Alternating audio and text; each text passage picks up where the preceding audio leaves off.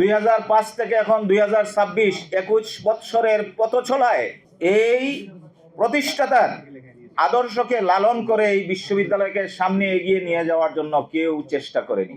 আমরা যখন প্রামাণ্য চিত্রটি দেখি, আমি দেখেছি অনেকের চোখেই কিন্তু জল এসেছে। আমরা আমাদের জাতীয় কবি, বিদ্রোহী কবি নজরুলের সেই কবিতাটুকু যদি আমরা পাঠ করি, কারার ওই লৌহ কপাট, ব্যঙ্গে ফের কলরে লুপাট, রক্ত জমাট শিকল পূজার পাষাণ বেদি ওরে ও তরুণ নিশান।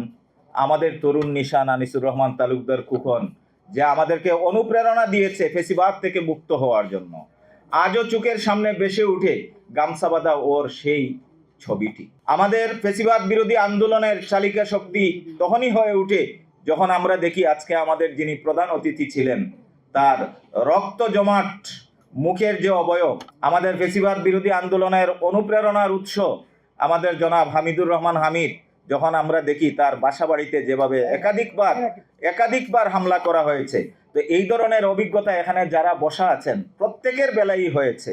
জগন্নাথ বিশ্ববিদ্যালয় দেশ নেত্রী বেগম জিয়ার হাতে প্রতিষ্ঠিত একটি বিশ্ববিদ্যালয় 2005 থেকে এখন 2026 21 বৎসরের পথচলায় এই প্রতিষ্ঠাতার আদর্শকে লালন করে এই বিশ্ববিদ্যালয়কে সামনে এগিয়ে নিয়ে যাওয়ার জন্য কেউ চেষ্টা করেনি। এখন একটি সুযোগ তৈরি হয়েছে, ইনশাআল্লাহ ম্যাডাম জিয়ার যে কাঙ্ক্ষিত স্বপ্নের যে বিশ্ববিদ্যালয়, সেই বিশ্ববিদ্যালয়টি গঠন করার জন্য বর্তমান প্রধানমন্ত্রী আমার উপরে যে আস্থাটি রেখেছেন, আমার সামনে এগিয়ে চলার জন্য আপনাদের সকলের সহযোগিতা প্রয়োজন।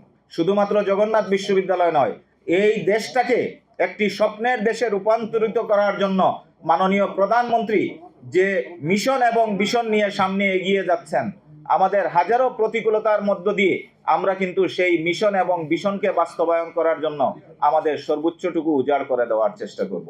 আজকে 17 বছর পরে আমরা রাষ্ট্রীয় ক্ষমতায় অধিষ্ঠিত হয়েছি, এইটা যেমন সত্য, আবার 17 বছরের যে জঞ্জালকে পরিষ্কার করে বাংলাদেশের মানুষ বিএনপির প্রতি আস্থা রেখেছে, সেই আস্থার প্রতিদানও কিন্তু আমাদেরকে দিতে হবে। আমাদের সকলকে কিন্তু অভিভাবকের ভূমিকায় অবতীর্ণ হতে হবে। এবং আমি যেহেতু ছাত্র জীবন থেকে ছাত্রদল করে মাঠ থেকে উঠে আসা একজন ব্যক্তি, অন্যান্য বিসির মতো আমার পথ চলা হবে না। আমার পথ চলা হবে খুবই সুস্পষ্ট। এখানে ভাইস চ্যান্সেলর হিসাবে আমার আলাদা কিছু চিন্তা করার সুযোগ নেই। আমার চিন্তা থাকবে এই বিশ্ববিদ্যালয়ের সার্বিক উন্নয়ন, আমার চিন্তা থাকবে আমার আদর্শকে প্রতিষ্ঠিত করা ন্যায় এবং নীতির ভিত্তিতে। এই ক্ষেত্রে কোনো ধরনের কোনো কনস্পিরেসি এবং ষড়যন্ত্র সেটা যদি কোথাও হয়ে থাকে, আপনারা সবাই সেটা খুব সজাগ মনে আপনারা দৃষ্টিপাত করবেন। এবং আমাদের প্রত্যেকের যদি সহযোগিতা আমরা না করি, তাহলে তারেক রহমানের কাঙ্ক্ষিত বাংলাদেশ গড়া কিন্তু সম্ভব না। এবং আমি বিশ্বাস করি আজকের এই অনুষ্ঠানের অনুপ্রেরণা নিয়ে আমরা সামনে এগিয়ে যাব।